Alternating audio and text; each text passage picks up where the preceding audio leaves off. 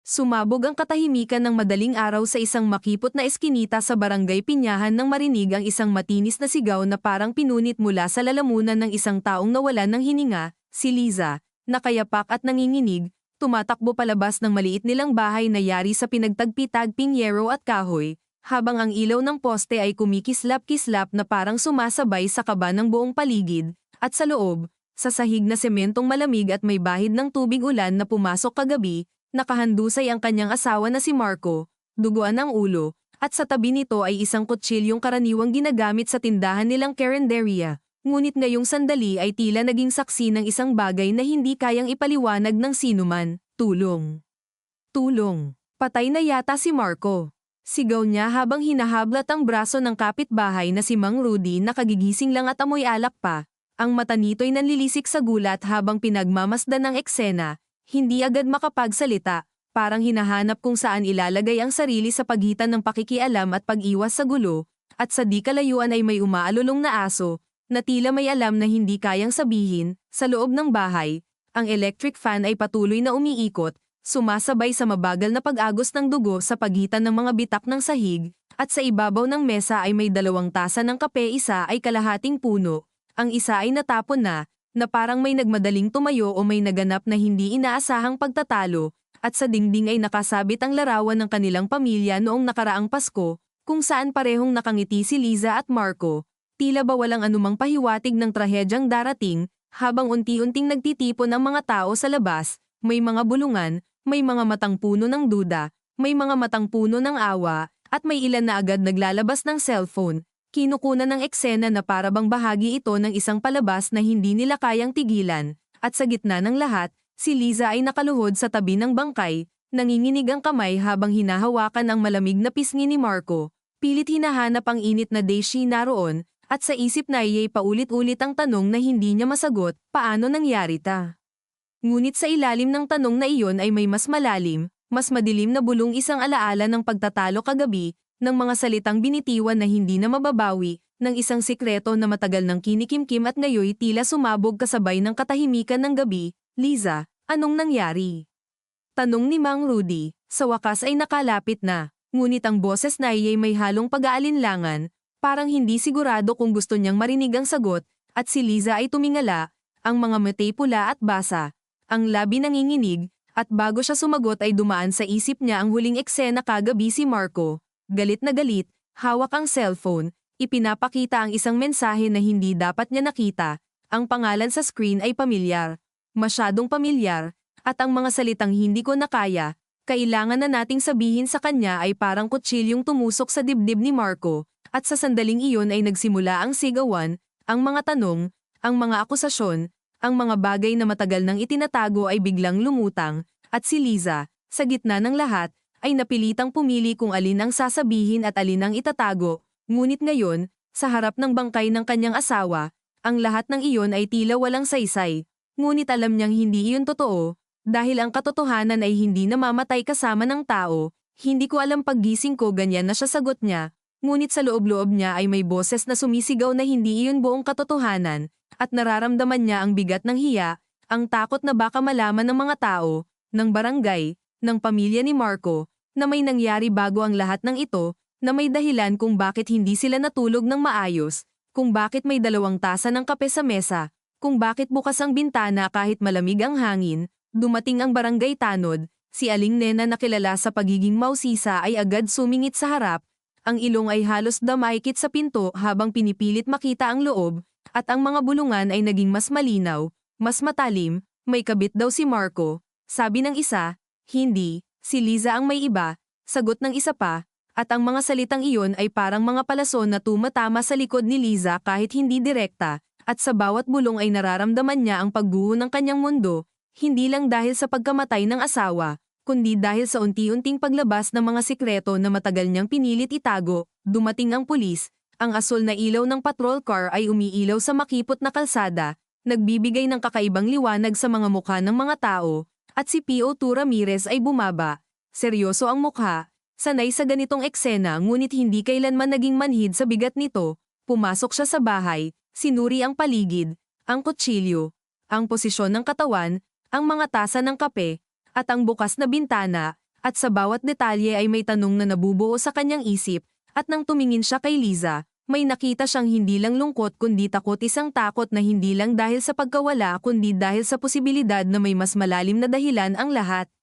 Ma'am, kailangan po namin kayong tanungin, sabi niya, mahinahon ngunit may diin, at si Liza ay tumango, ngunit bago siya magsalita ay napapikit siya sandali, hinayaan ang sarili na balikan ang bawat segundo ng gabi ang paghawak niya sa tasa, ang paglapit ni Marco, ang pagangat ng boses, ang pagdilim ng paningin, ang isang iglap na hindi niya maibalik, at sa likod ng lahat ng iyon ay isang tanong na mas nakakatakot kaysa sa kahit anong akusasyon, ako ba ang may kasalanan?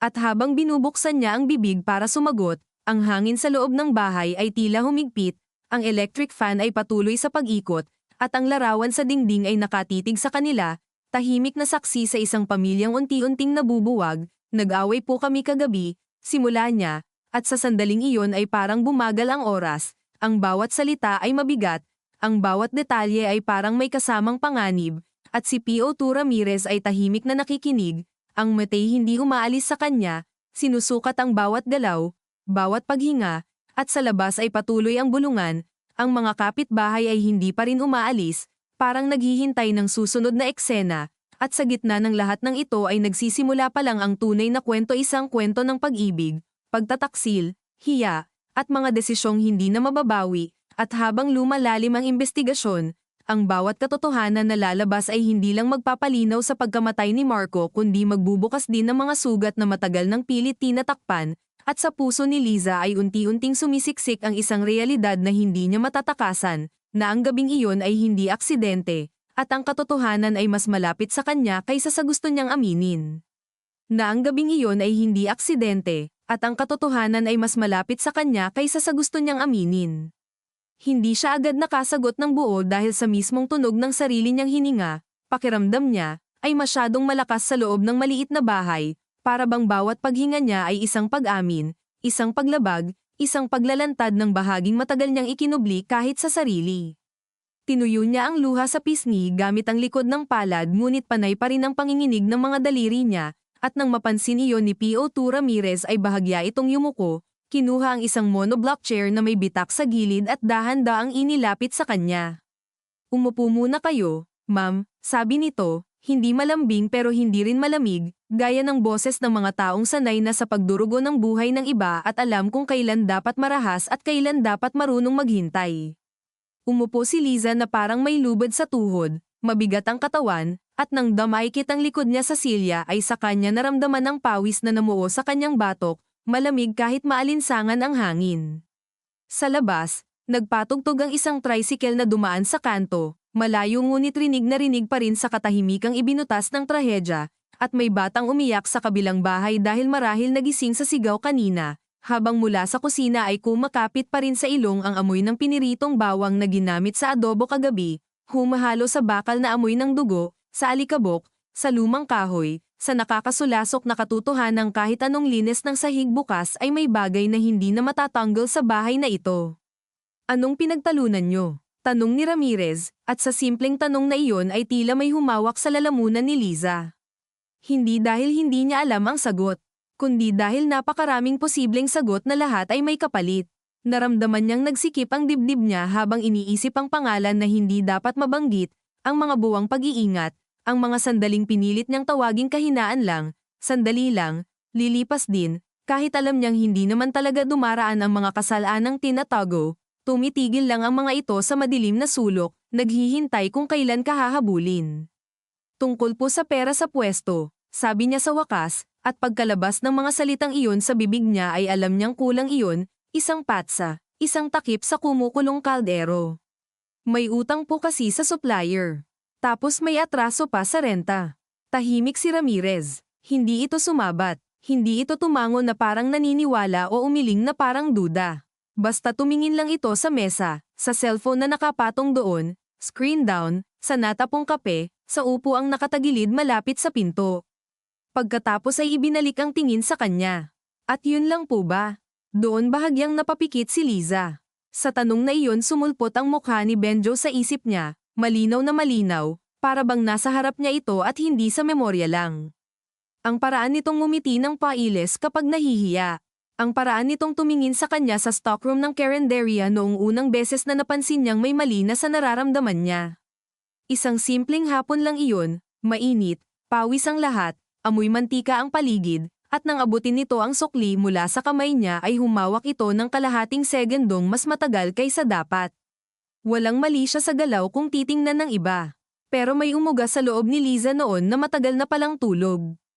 Hindi siya dalaga, hindi siya tanga. Alam niya ang ibig sabihin ng mga titig na tumatagal, ng mga katahimikang biglang nagiging mabigat, ng mga text na formal sa umpisa at padulas ng padulas sa gabi. Pero pinili niyang hindi putulin agad. Dahil sa totoo lang, sa buhay niyang puro obligasyon, unang beses niyang naramdaman na may tumitingin sa kanya na hindi lang bilang asawa ni Marco, hindi lang bilang nanay ni Trisha, hindi lang bilang taong dapat marunong magsakripisyo. At ang pinakamasakit, iyon mismo ang ikinahihiya niya ngayon, dahil habang nasa tabi niya ang bangkay ng asawa, ang utak niya ay dinudurog ng alaala ng lalaking hindi niya dapat minahal. Ma'am, paalala ni Ramirez, may iba pa po ba? Wala na po, mabilis niyang sagot, masyadong mabilis. At sa bilis na iyon, siya mismo ang natakot. Sa may pintuan ay may kumatok na isa sa mga pulis na kasama ni Ramirez. Sir, nakuha na po namin yung cellphone ng biktima. Tapos may kapitbahay pong gustong magsalita, sabi may narinig daw siya kagabi. Sino? Si Aling Tess po, yung katabi. Tumango si Ramirez at tumingin muli kay Liza. Ma'am, dito lang muna kayo. Huwag po muna kayong aalis. Parang gusto niyang matawa sa sinabi nito, hindi dahil nakakatawa kundi dahil saan siya pupunta. Ang buong barangay ay nakatayo na sa labas ng buhay niya. Ang bangkay ng asawa niya ay nasa loob ng bahay nila. Ang anak niyang si Trisha ay wala pa. Nasa overnight review raw sa kaklase sa Maynila para sa exam sa State University, at hindi pa nito alam na pag-uwi niya ay iba na ang anyo ng kanilang pamilya. Saan pupunta ang isang babae kapag biglang naglaho ang gitna ng buhay niya at ang natitira na lang ay mga dingding na marunong makinig? Lumabas si Ramirez, at sa ilang segundong naiwan si Liza sa loob ay narinig niya ang mga boses na bahagyang pinipigil, ang klaseng bulungan na mas masakit pakinggan kaysa sigawan dahil alam mong sinusubukan kang respetuhin pero hindi nila mapigil ang paghuhusga. Kagabi pa maingay yan sila. Hindi, may lalaki raw na dumating. Sigurado ka? Ewan, anino lang nakita ko. Nako, kung totoo yan ipinikit ni Liza ang mga mata niya. Doon siya unang totoong nanginig, hindi sa harap ng bangkay, hindi sa harap ng pulis, kundi sa posibilidad na may nakakita. Na hindi sila nag-iisa kagabi sa kwento. Na ang akala niyang sekreto ay matagal nang may ibang may hawak. Dahan-dahan siyang tumayo at lumapit sa mesa. Hindi niya hinawakan ang cellphone ni Marco, tinitigan lang niya iyon na parang may sariling buhay. Alam niyang naroon pa rin ang mensahe. Baka hindi lang isa, baka may tawag, baka may screenshots, baka may katibayang hindi na magagawang lunurin sa pag-iyak. Inangat niya ang tingin sa bintanang bukas. Yung kurtina nitong kupas na rosas ay bahagyang tumatama sa frame sa bawat ihip ng hangin. Doon ba dumaan ang kung sino man, kung mayroon nga? O si Marco mismo ang nagbukas niyan pagkatapos ng gulo nila? Piniga niya ang gilid ng mesa hanggang mamuti ang mga buko niya. Pinipilit niyang ibalik ang lahat sa ayos sa utak niya. Unang sigaw ni Marco, unang bagsak ng baso, ang tunog ng upuan, ang pag-iyak niya, ang huling salita nitong binitiwan bago siya lumabas ng kusina. Kadiri ka. Sa alaala pa lang yun ay para siyang nasampal ulit. Hindi dahil iyon ang pinakamasakit na narinig niya mula sa asawa sa buong pagsasama nila. Marami ng masasakit na salita si Marco sa mga panahong lasing, gipit, o pagod. Pero iba ang kadiri ka. Dahil hindi iyon simpleng mura. Hatol iyon. Hatol sa pagkababae niya, sa pagkatao niya, sa lahat ng sinubukan niyang itaguyod kahit siya mismo unti-unting nauubos. Mahinang boses mula sa pintuan. Napalingon siya. Hindi niya alam kung gaano katagal siyang nalunod sa isip niya. Pero naroon na si Trisha. Hingal, hawak ang backpack, magulo ang buhok, may suot na hoodie sa ibabaw ng lumang school shirt. Mapatla ang mukha nito nang makita ang mga pulis, ang mga taong nagkakagulo sa labas, ang sahig na may dugo.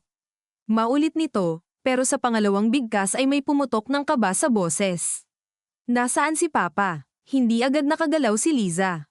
Ang buong katawan niya ay parang naging bato, at sa gitna ng lahat ng nangyayari, ito ang sandaling pinakamahirap. Hindi ang pagsagot sa pulis. Hindi ang pagtingin sa bangkay, kundi ang pagsira sa huling normal na minuto ng anak niya. Lumapit si Trisha ng isang hakbang, tapos isa pa, hanggang sa makita nito ang paang natatakpan ng kumot na puti. Bigla itong napahinto, at parang may kung anong dumaan sa mukha nito, hindi palubos na pag-unawa pero malapit na roon. Liza moved forward at niyakap niya ang anak ng mahigpit, sobrang higpit, na para bang kung sapat ang diin ay mababalik niya ang mundo sa dati. Anak, pero doon pa lang siya tuluyang napaiyak ng malakas. Si Trisha ay nanigas muna, saka dahan-daang yamakap pabalik, nanginginig ang balikat. Hindi, Maria, hindi. Hindi pwedeng paulit-ulit nitong sabi, ngunit ang mga salitang iyon ay para lang itinatapon sa pader. Wala nang pwedeng kausapin, wala nang tatawa ng pag-alit, wala nang magbubukas ng gate mamayang gabi. Patay na si Marco. Ilang minuto silang ganoon, mag-ina sa gitna ng magulong bahay, at nang dumating si Ramirez sa pintuan ay bahagya itong nag-atubili bago lumapit. Ma'am, kailangan din po naming makausap ang anak nyo, pero hindi pa ngayon. Pag kumalma na po siya, tumingin si Trisha kay Ramirez, tapos sa kumot, tapos sa ina niya. Kita ni Liza ang mabilis na takbo ng isip ng anak. Matalino si Trisha, tahimik, mapagmasid, hindi padalos-dalos. At marahil iyon ang mas nakakatakot, dahil hindi ito basta naniniwala sa sinasabi lang. Tinitingnan nito ang pagitan, ang kilos, ang mga butas. Nag-away ba kayo? Tanong nito, halos pabulong. Bumigat ang hangin sa tanong ng anak. Sandali munang hindi sumagot si Liza. Sa katahimikan na iyon, mas malakas ang ingay ng tumutulong gripo sa kusina, ang huni ng isang kalawanging bentilador, ang yabag ng mga tsinelas sa labas. Anak, nag-away ba kayo ni Papa bago siya hindi na nito tinapos? Pero sapat na iyon. Sapat para maramdaman ni Liza na ang unang relasyon na masisira sa araw na ito ay hindi lang sa patay, kundi sa buhay. May hindi kami napagkasundoan, sabi niya sa huli. Pero hindi ko siya pinatay. Dapat iyon ang susunod. Dapat malinaw. Dapat buong buo. Pero nang oras na para sabihin, biglang natuyo ang lalamunan niya. Dahil paano kung may bahagi sa kanya na hindi lubos na sigurado sa nangyari? Hindi sa aksyon, kundi sa sanhi, sa sunod-sunod na pangyayari, sa mga salitang binitiwan, sa tulak ng emosyon. Sa kung may sandali bang pinili niyang pabayaan na lang si Marco sa galit nito dahil pagod na siyang maging mahinahon. At kung oo, gaano kalaki ang kasalanang iyon? Dumating ang Soko bandang 5:00, kasabay ng pagsikat ng mas maputlang liwanag sa langit, at unti-unting naging mas totoo ang lahat. Ang mga litrato, ang pagsukat sa dugo, ang paglalagay ng marker sa mga bagay, ang tunog ng latex gloves na hinahatak sa balat. Sa gilid ng kalsada, may nagtitinda na ng pandesal at kape sa thermos, at may ilang kapitbahay na kumakain habang nakatanaw sa bahay nila, parang normal na umaga lang na sinamahan ng pagkamatay ng isang tao. Iyon ang pinakamasakit na katangian ng komunidad, na siyang pinakamatibay din, tuloy ang buhay. Kahit may wasak, kahit may patay, kahit may pamilyang nagkakalas sa harap ng lahat. Bandang 6:00, isang itim na Fortuner ang huminto sa tapat ng eskinita at hindi agad nakapasok dahil masikip. Bumaba roon si Evelyn, ang ate ni Marco, plant seda ang blouse kahit halatang nagmamadali, may hakaw na perlas, may pabangong hindi bagay sa amoy ng lugar. Sa unang tingin pa lang ay alam mo na agad na iba ang mundong kinalakhan niya sa mundong kinamatayan ng kapatid niya. Lumaki si Marco sa hirap, pero si Evelyn ang maagang nakaahon dahil nakapang-asawa ng contractor at nakatira na sa isang subdivision sa Fairview. Paminsan-minsan itong tumutulong pero laging may kasamang paalala kung gaano kalayo ang narating niya at kung gaano kabagal ang iba. Nang makita niya si Liza, hindi ito yamakap. Hindi ito umiyak agad. Una nitong ginawa ay tignan ang bahay, ang mga tao, ang mga pulis, tapos ang katawan sa loob. Para bang iniipon muna nito ang galit bago nilalabas. Anong nangyari sa kapatid ko? Tanong nito. Matalim. Tuwid. Walang paligoy-ligoy. Ate, sabi ni Liza. Nakita ko na lang siya, huwag mo kong gawing tanga. Napatingin ang ilang tao. Si Trisha ay napakapit sa braso ng ina. Lumapit si Evelyn, sapat lang ang layo para hindi magmukhang eskandalo pero sapat din ang lapit para malinaw ang puot sa mata. May tumawag sa akin 3:00. Sabi ng kapitbahay, rinig hanggang kanto ang sigawan nyo. Anong pinag-awayan nyo? Hindi makasagot si Liza. Hindi dahil wala, kundi dahil si Evelyn ang tipo ng taong kahit anong sabihin mo ay pipiliin pa rin ang pinakamasamang bersyon. Ate, hindi pa po tapos ang investigasyon, singit ni Ramirez, papalapit. Pakiusap po, huwag muna natin guluhin-guluhin. Biglang humarap si Evelyn sa pulis. Patay ang kapatid ko, tapos sasabihin niyong huwag kong guluhin. Nanginginig ang gilid ng bibig nito. Doon na rin lumabas ang luha, pero hindi iyon malambot na pag-iyak.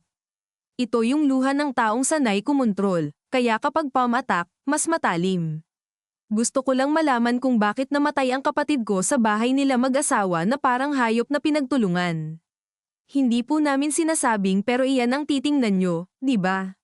Tahimik si Ramirez. Sa katahimikang iyon, parang mas lumakas ang hinala. Humarap ulit si Evelyn kay Liza. May lalaki ka raw. Parang may hamampos kay Liza sa sikmura. Hindi niya alam kung sino ang nagsabi. Hindi niya alam kung gaano nakarami ang alam ng barangay. Pero nang marinig niya iyon ng tahasan, sa harap ng anak niya, sa harap ng pulis, sa harap ng bangkay ng asawa niya, para siyang biglang hinuberin sa gitna ng kalsada. Ate, huwag naman po totoo o hindi. Senggal ni Evelyn. Hindi na makatingin si Trisha sa ina niya. At iyon ang tumapos sa anumang natitirang balanse sa loob ni Liza. Dahil sa lahat ng pwedeng masira, ang pinakaayaw niyang mabasag ay ang tingin ng anak sa kanya. Hindi ito ang oras, sabi niya, paos, ngunit may panginginig ng galit sa ilalim. Hindi ko sasagutin yan dito. Kasi totoo, ate, kaya nagkaganyan ang kapatid ko. Sa pagkakataong iyon ay si Trisha ang umatras, dahan-dahan, parang may nakita itong hindi na maibabalik sa dati. Napansin iyon ni Liza at agad lumingon. Anak pero umiwas ng tingin si Trisha. Simpleng galaw lang iyon, halos wala pang isang segundo, pero sapat para maramdaman ni Liza ang unang bitak na hindi dugo, hindi investigasyon, hindi tsismis kundi laman ng sarili niyang bahay. Nang sumulpot sa dulo ng eskinita ang isang lalaking nakasuot ng delivery rider jacket, hawak ang helmet, natigilan si Liza. Kahit malayo pa, kahit hindi klaro ang mukha dahil sinalubong ng liwanag ng umaga, nakilala niya agad ang tindig. Si Benjo. Hindi siya agad lumapit, nakatayo lang siya roon, parang gusto niyang umatras pero huli na. Nakita rin siya ni Evelyn. At sa isang iglap, parang nagsara ang buong paligid sa isang mas makitid, mas nakamamatay na sandali. Nakikita rin siya ni Evelyn. At sa isang iglap, parang nagsara ang buong paligid sa isang mas makitid, mas nakamamatay na sandali. Hindi agad nakagalaw si Benjo, at sa pagkakatigil niyang iyon ay mas lumino ang lahat ng ayaw sanang makita ni Liza, ang pamilyar na helmet na ilang ulit nang itinago sa ilalim ng lababo kapag dumadalaw ito ng gabi, ang kupas na jacket na amoy usok at init ng kalsada, ang mukha nitong mapatla at hindi handa, at higit sa lahat ang paraan ng mga mata nitong mabilis na lumipat mula sa kanya, sa bangkay na natatakpan ng kumot, sa pulis, kay Trisha, at sa wakas kay Evelyn, na para bang sa loob ng ilang segundo ay hinahanap na nito kung may lugar pa bang ligtas na mapagtataguan sa umagang iyon. Sino yan? Malamig na tanong ni Evelyn, bagaman malinaw na ang sagot sa boses pa lang niya, at naramdaman ni Liza na ang balat sa batok niya ay muling namawis kahit umiinit na ang umaga. Ang mga tao sa eskinita ay parang sabay-sabay na humigop ng hangin, may tumigil sa pagsubo ng pandesal, may huminto sa pagbulong, may batang nilapitan ng ina at hinayla palayo na tila ayaw makita ang susunod na mangyayari pero hindi rin kayang umalis. Si Trisha naman ay nakatayo lang sa tabi ng nanay niya, hindi umiimik, ngunit ang daliri nito ay dahan-daang bumibitaw sa pagkakahawak sa manggas ni Liza, at sa simpleng pagluwag na iyon ay parang may napigtal sa loob niya. Benjo, mahinang sabi ni Liza, hindi niya alam kung tawag ba iyon para paalisin, para balon, o para lamang tanggapin na wala na talagang matatakpan. Humakbang si Benjo, isa lang, at tila nahirapan pa siyang lunukin ang laway sa tigas ng lalamunan.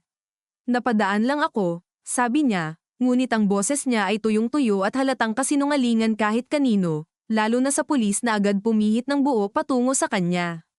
Napadaan, ulit ni Evelyn, at sa pagkakataong iyon ay napangiti siya ng mapait, yung ngiting hindi para sa tuwa kundi para sa pagkapuot na matagal nang naghahanap ng anyo. Talaga lang, lumapit si Ramirez kay Benjo. Sir, pangalan niyo po? Benjamin Santos po, sagot nito, pilit pinapantay ang boses. Benjo po. Anong sadya niyo rito? Saglit na tumingin si Benjo kay Liza. Isang maling galaw lang iyon, isang likas na paghahanap ng tulong, pero sapat para gawing mas malinaw sa lahat ang koneksyon nilang dalawa. Nakita iyon ni Trisha. Nakita iyon ni Evelyn. Nakita iyon ng buong eskinita na parang iisang pares ng mata na gutom sa katotohanan. May kukunin lang po sana akong panukli kay Ate Liza sa Carinderia, sabi ni Benjo, at kahit maingat ang pagpili niya ng salita ay halatang hindi buo ang loob niya. Sarado na po kasi kahapon nang dumaan ako. Panukli, singit ni Evelyn. Anong oras na? Ay ho. 6:00 ng umaga. Panukli ang habol mo. Gusto ni Liza na sumigaw.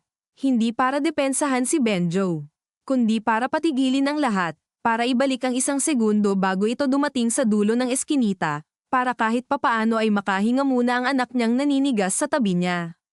Pero wala nang babalikan. At sa likod ng pangamba niya ay unti-unting bumabangon ang isa pang pakiramdam, mas nakakahiya dahil hindi dapat umiiral sa oras na ito, awa para kay Benjo.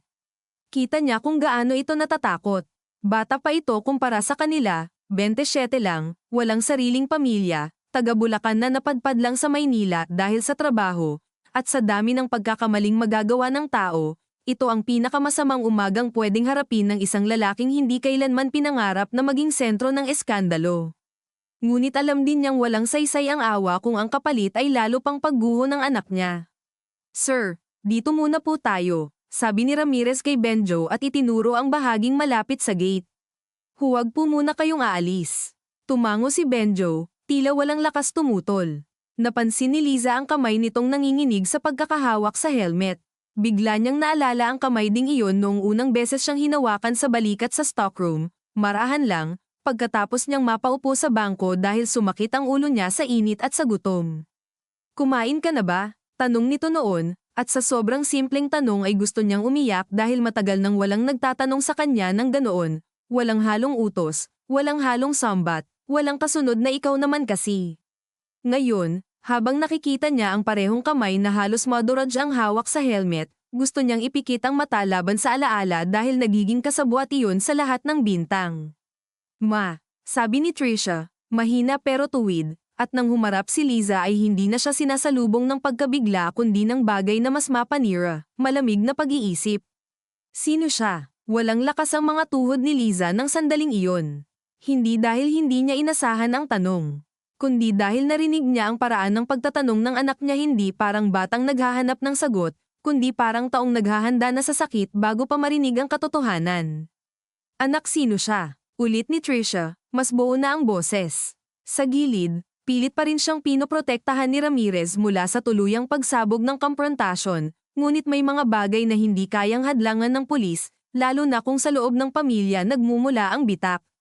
Huminga ng malalim si Liza. Naamoy niya muli ang dugo, ang natuyong kape, ang usok ng tambucho mula sa kanto, ang pabango ni Evelyn, ang pawis sa sariling palad. Isang buong umaga ng bansa ang nagsisiksikan sa loob ng dibdib niya, at sa gitna niyon ay kailangan niyang pumili kung magsisinungaling pa ba siya o hindi. Katulong siya sa Carinderia, sabi niya sa huli. Totoo iyon, pero hindi sapat. Kita niya agad sa mga mata ni Trisha na alam nitong kulang. Ang bata niyang anak na pinilit niyang protektahan sa kahirapan, sa away, sa hiya, ay nakatayo ngayon sa harap niya na parang unti-unti nang binubuo ang larawan gamit ang mga pirasong hindi niya sinasadyang ibinagsak sa sahig. Yun lang. Tanong ni Trisha. Napakurap si Liza. Wala siyang nasabi. At ang katahimikang iyon ang naging sagot. Napatingin si Trisha sa kabilang panig, kay Benjo, na ini-interview na ng isa pang pulis. Pagkatapos ay sa kumot na tumatakip sa paa ni Marco. Saka sa wakas, muli sa kanyang ina. Diyos ko, ma, bulong nito. Hindi iyon sigaw. Hindi iyon eksena. Mas masahol pa. Dahil sa bulong na iyon ay narinig ni Liza ang pagkadurog ng respeto, ang biglang pagtanda ng anak niya sa loob ng ilang minuto. Anak, pakinggan mo muna ako. Kailan pa? Tanong ni Trisha. Nanginginig ang baba nito, pero pinipigilan ang iyak, at mas masakit iyong tingnan kaysa kung humagulgol sana ito. Kailan pa? Hindi ganun ka-simple. Kailan pa? Sa pangatlong tanong ay parang wala nang ibang tunog sa paligid. Kahit ang mga tao sa labas ay tila nagsitahimik. Maging si Evelyn ay pansamantalang natahimik sa bigat ng sandaling iyon, Marahil dahil kahit siya ay hindi ganap na makakapasok sa espasyo sa pagitan ng isang ina at anak na sabay nawalan ng tiwala sa iisang umaga. Mga ilang buwan, sabi ni Liza, at nang marinig niya ang sarili ay parang gusto niyang bawiin agad ang salita. Ilang buwan. Ganoon lang kasimple ang anyo ng isang kasalanan kapag binibigkas, samantalang sa totoo ay binubuo iyon ng daan-daang maliliit na pagpapaubaya, mga gabing piniling mag-reply, mga araw na sinadyang patagilan ng trabaho, mga paghawak na dapat inurungan, mga pagkakataong pwede pa sanang umatras pero hindi ginawa. Ilang buwan. Iyon ang maikling pangalan ng isang bagay na unti-unting kumain sa loob niya. Napaatras si Trisha na para bang natamon. Habang kasama pa si Papa. Hindi na nakasagot si Liza. Lumapit si Evelyn, at sa pagkakataong ito ay wala na ang kontrol sa boses niya. Narinig mo mismo, sabi nito kay Trisha, ngunit agad din siyang sinita ni Ramirez. Ma'am, tama na po muna. Pakiusap, tama na. Halos matawa si Evelyn, ngunit luha ang lumabas. Patay ang kapatid ko. Tapos ang gusto nyo, tama na. Nilinggan niya si Liza, ang tingin ay kasing talam ng pinong salamin na binasag. Anong ginawa mo sa kanya kagabi? Wala akong ginawa, biglang sigaw ni Liza, at siya mismo ang nagulat sa lakas nito. Nag-away kami, oo, pero hindi ko siya sinaktan. Bakit patay? Hindi ko alam. Ang huling tatlong salita ay lumabas mula sa pinakapagod na bahagi ng katawan niya, at sa mismong sandaling iyon ay napagtanto niyang iyon nga ang pinaka-nakakatakot. Na maaari palang nagsisinungaling siya sa lahat ngunit may isang bahagi ring hindi talaga alam ang eksaktong nangyari. Dahil pagkatapos ng sigawan kagabi ay lumabas siya sa pinto, umupo sa bangkong kahoy sa tapat ng bahay, nanginginig at umiiyak sa dilim habang ang mga aso sa kalye ay nag-aaway sa basurahan, at sa loob ay naririnig pa niya si Marco na naglalakad, may hinahagis, may kung anong binubunggo. Ilang minuto ba siyang nasa labas? 10, 15, 20, hindi niya masabi ngayon. Ang oras sa gitna ng takot at galit ay nagiging malapot. At nang bumalik siya sa loob, tahimik na. Sobrang tahimik. Nakita niya si Marco sa sahig, dugo sa ulo, at ilang segundo pa siyang hindi gumalaw dahil tumanggi ang isip niyang tanggapin ang nakikita. Hindi niya alam kung nadulas ito, kung bumagsak habang galit, kung may tumama sa batok, kung may pumasok, kung may umalis. Ang alam lang niya, sa loob ng ilang minutong pagtalikod niya sa gulo, namatay ang asawa niya. At dahil sa kasalanang dala niya, kahit wala siyang hawak na kutsilyo, parang may bahaging hindi siya makapaglinis ng sarili. Ma'am, tawag ni Ramirez, mas mahinahon ngayon. Kailangan po nating dumiretso sa presinto mamaya para sa formal statement. Pati po kayo, sir, sabi niya kay Benjo. At ma'am, tingin niya kay Evelyn, kung may impormasyon po kayo, makakakuha rin kami ng statement. Meron akong impormasyon, matigas na sagot ni Evelyn. May relasyon yang babaeng yan at yang lalaki. At kagabi, rinig ng buong kanto ang sigawan nila ng kapatid ko. Observation po iyon. Kukunin natin lahat ng maayos. Maayos. Bahagyang tumawa si Evelyn, tapos napahawak sa noo na para bang nahihilo na sa sama ng loob. Hindi na maayos ang buhay ng kapatid ko. Habang nag-uusap sila, dahan-daang lumapit si Benjo kay Liza, pero maingat, parang alam niyang anumang sobrang lapit ay magpapalala. Ate, mahina niyang sabi. Tumigil siya nang mapansin si Trisha na nakatingin. Hindi ko alam na natigilan siya. Ano ang eksaktong sasabihin sa harap ng patay? Hindi ko alam na mamamatay siya. Hindi ko alam na malalaman nila. Hindi ko alam na darating sa ganito. Lahat ay kulang at mali. Umuwi ka na, pabulong na sabi ni Liza nang hindi tumitingin sa kanya. Pero umuwi ka na. Sa dalawang salitang iyon ay naramdaman niyang may punit na namang lumawak sa loob niya. Dahil hindi iyon simpleng pagpapaalis. Pagputol iyon sa isang bagay na kahit mali ay naging sandalan niya sa mga buwang sunod-sunod ang problema sa renta, sa pwesto, sa pambayad ng tuition review ni Trisha, sa pag-inom ni Marco, sa mga gabing uuwi itong hindi umiimik at hihiga na lang na parang may pader sa pagitan nila. Hindi niya pinatutunayan ang ginawa niya. Alam niyang mali, ngunit mali ring magkunwari na walang laman ang mga puwang na nagtulak sa kanya doon. Ngayon, sa harap ng anak niya, kailangan niyang piliing isuko ang isang sandalan para may mailigtas pang kakaunti sa natitira. Tumingin si Benjo sa kanya na parang gusto pang magsalita, pero sa huli ay tumango lang. Ang mata nito ay puno ng guilt na hindi rin niya alam kung para saan lahat. Para kay Marco, para kay Liza, para sa sarili, o dahil nakita na siya ng buong barangay sa pinakamasamang pagkakataon. Umatras ito, ngunit bago pa siya tuluyang makalayo ay sumingit ang tanong ni Ramirez, "Sir, kagabi po ba, nandito kayo?" Napahinto si Benjo. Maging ang alingaungaw ng kalsada ay tila namatay. "Hindi po," sagot niya agad. Masyadong agad. Naramdaman ni Liza ang pag-angat ng sikmura niya. Napatingin si Ramirez. "Sigurado po kayo?" "Oo po, may nakakita raw po kasing lalaki rito kagabi."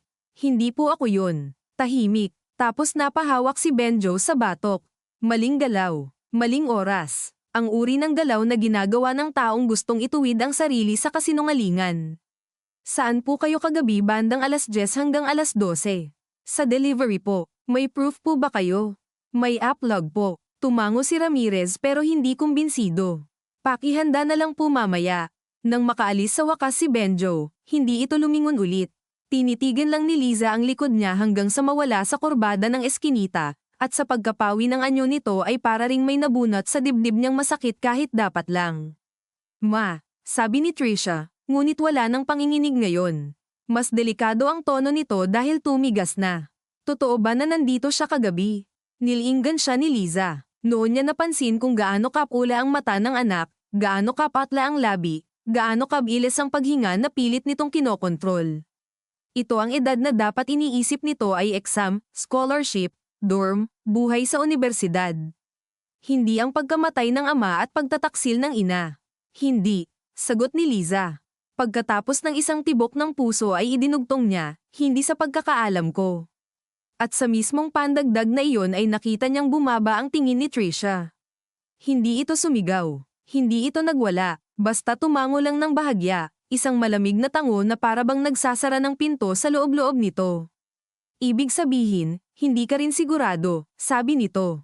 "Anak, naguguluhan lang ako." "Hindi lang ikaw." Lumayo si Trisha at umupo sa bangkong nasa labas ng bahay, yung bangkong pinaghintayan ni Liza kagabi sa gitna ng dilim at pag-iyak. Tinitigan nito ang nagliliwanag ng kalangitan, ang mga nakasampay na kumot sa kapitbahay, ang mga cable ng kuryenteng gusot-gusot sa itaas, ang ordinaryong umagang pilit nagpapatuloy.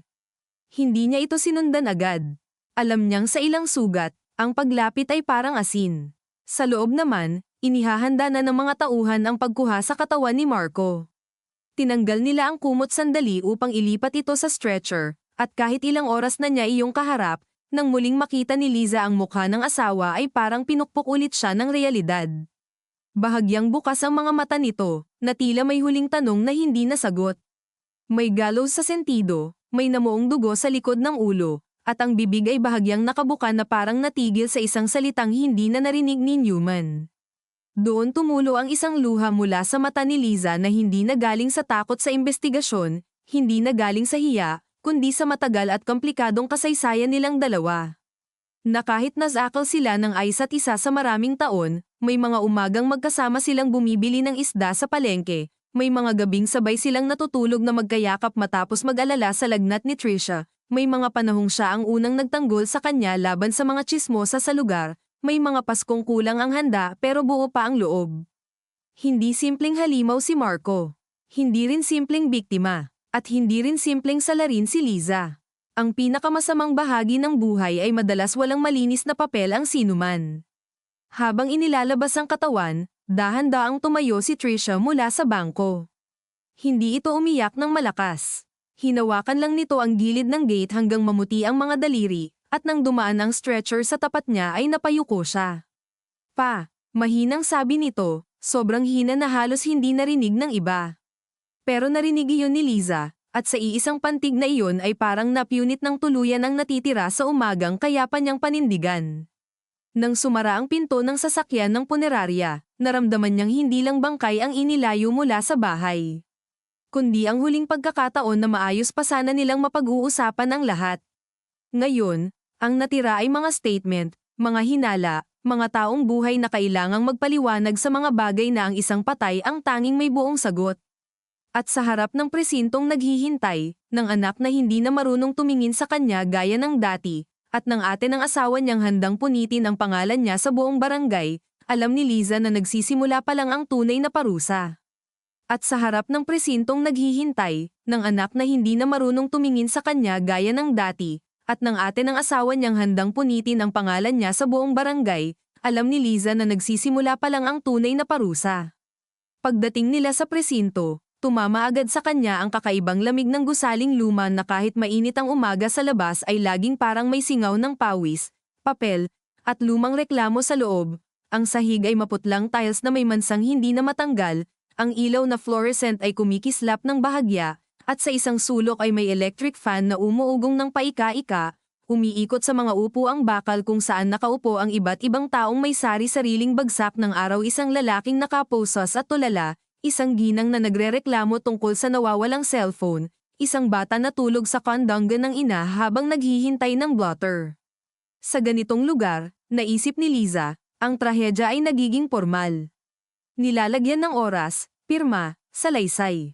Pero hindi gumagaan. Hindi nagiging mas maliwanag. Naupo siya sa isang mahabang bangko kasama si Trisha, na ni hindi tumingin sa kanya, yakap-yakap ang backpack na parang iyon na lang ang natitirang bagay sa buhay niya na kontrolado pa.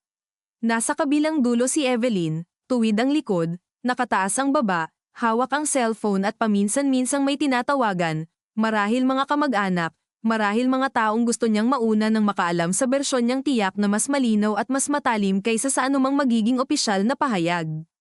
Hindi pa dumarating si Benjo, at kahit dapat ikabunyi iyon ni Liza dahil baka mabawasan ang tensyon, kabaligtaran ang naramdaman niya. Ang kawalan nito ay parang espasyo na masyadong malaki, sapat para pasukin ang lahat ng posibilidad na mas masama. Baka tumakbo, baka natakot, baka may itinatago, baka, sa mismong sandaling ito, may delete na kung ano sa cellphone. At nang maisip niya iyon ay sumama ang lasa ng bibig niya. Matagal niya nang alam na ang anumang uri ng relasyon na itinayo sa pagtatago ay marupok hindi dahil bawal lang, kundi dahil ang bawat kasaling tao ay may sariling sandaling pwedeng umurong, magsinungaling, o isalba ang sarili. Hindi siya galit kay Benjo pa. Hindi pa. Pero may unti-unti nang tumutubong takot sa kanya na baka sa huli, siya ang iiwang humarap sa lahat. Ma'am Liza, tawag ng investigador na nakaupo sa likod ng mesa, si SPO Juan de los Reyes, mas matanda kay Ramirez at may boses na mababa, tuyo, sanay sa mga salaysay na hindi nagtutugma. Dito po muna tayo. Tumayo si Liza na mabigat ang paa.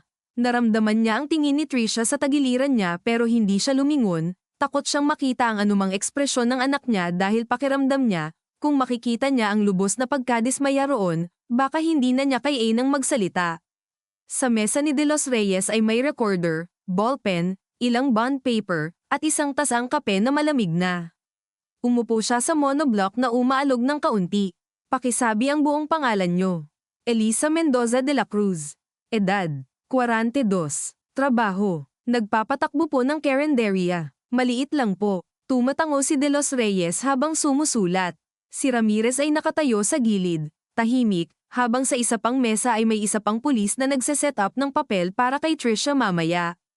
Habang tinatanong si Liza tungkol sa oras ng pagtulog, sa huling beses na nakita niyang buhay si Marco, sa posisyon ng katawan, sa bahay, sa mga gamit, sa bintanang bukas, sa kutsilyong nasa sahig, pakiramdam niya ay pinaghiwa-hiwalay ang buong gabi sa maliliit na parte na hindi na magkasya muli.